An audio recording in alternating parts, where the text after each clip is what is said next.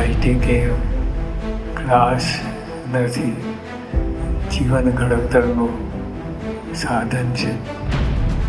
અહીંયા જીવન ઘડાય છે. પણ જ્યારે યુવા તાલીમ કેન્દ્રમાં આવવાનું થયું અને સંતોના માર્ગદર્શનથી જીવન જીવવાની સાચી રીત અને જીવનનું લક્ષ્ય કેવી રીતે નક્કી કરવું અને પૂજ્ય સંતોના માર્ગદર્શનથી તેની પણ વિશેષ સમજણ થઈ. પણ જે વાયટીકેમાં આવ્યા તે કોઈ પણ ખરાબ પરિસ્થિતિ આવે તો કોઈ પણ દુઃખદાયક પરિસ્થિતિ હોય પણ એમાં હું સ્થિરતાથી રહી શકું છું. હું 19 કલાક ફોન વાપરતો, પણ અહીં આવ્યા પછી મને ફોન પણ યાદ નથી આવતો. એટલું બધું અહીં મને શીખવા મળ્યું. એમાં સવારે વહેલા ઉઠવાનું, પણ મારી સવાર તો ઘરે હતો ને ત્યારે 11 વાગ્યા પછી જ થતી હતી, એટલે અહીંયા એને મને 5:30 ઉઠવાનું ટેવ પડી. યુવા તાલીમ કેન્દ્રમાં આવતા પહેલાં મારા ઘરમાં મારો સ્વભાવ ખૂબ ગુસ્સાવાળો હતો અને મારો ખૂબ ત્રાસ હતો.